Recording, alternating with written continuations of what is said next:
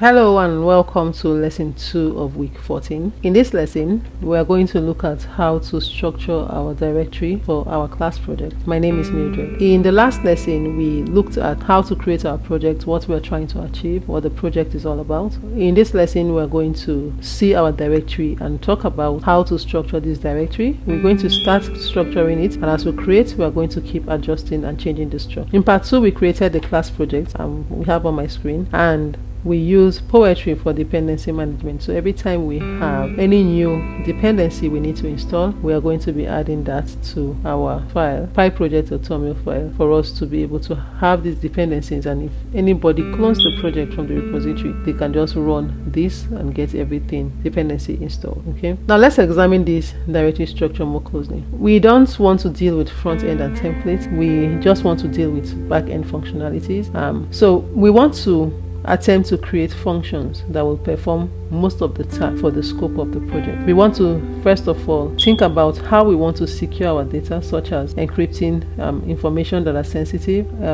So that means we want to have an authentication system, and people will have to log in to actually access record. We want to have role access control. If we're having role access control, it means that what are the roles that the different systems will have. So we want to create this as different modules of the system, like have something like an administrator.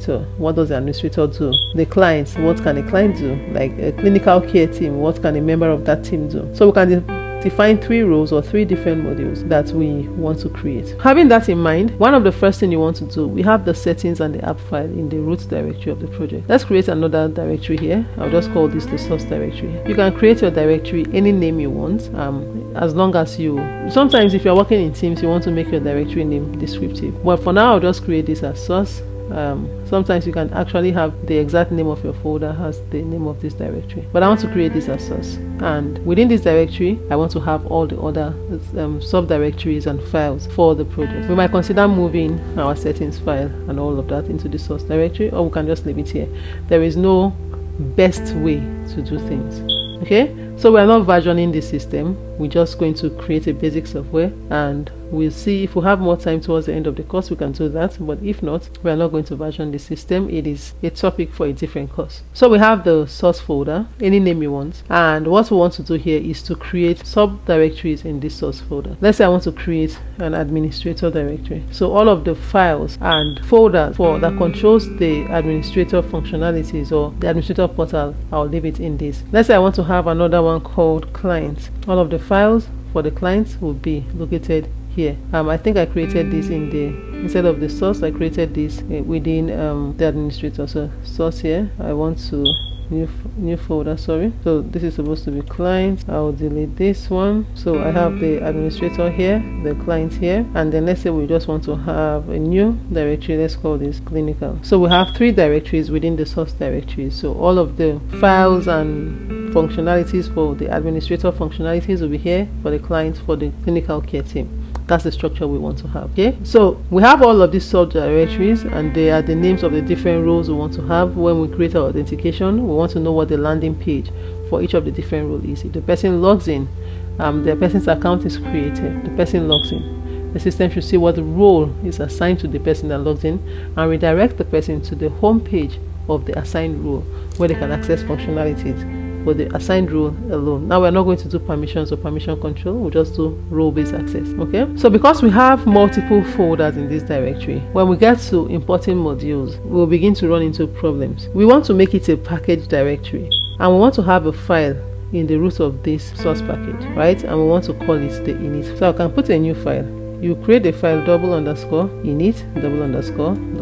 Now this init file, you will come across it a lot when you look at large project. Whenever we have this file and we try to import a file, we look for submodules inside of the directory. Now this file is used to organize code in large packages like this, and if you have any initialization code that should run automatically when this package is imported, you can put it here. Like if we're creating APIs or endpoints and we just want it to run automatically once this is imported, or there are things like there are many things that we can actually wants to be done automatically, we want it to be in this file. So this is going to run automatically, or it's going to, these are initialization codes you can put here, or you can leave it empty, but having this in the root init.py is going to help our import better. We're going to illustrate this when we start running into import errors, and this might not be the only directory that will have the init file. We're going to see about it. It's easier to understand it when we begin to run into these errors. I'll create scenarios where we deliberately run into these errors so that you can actually see the reason for this. Now we have the models directory. Here we have models.py. We are going to delete this later on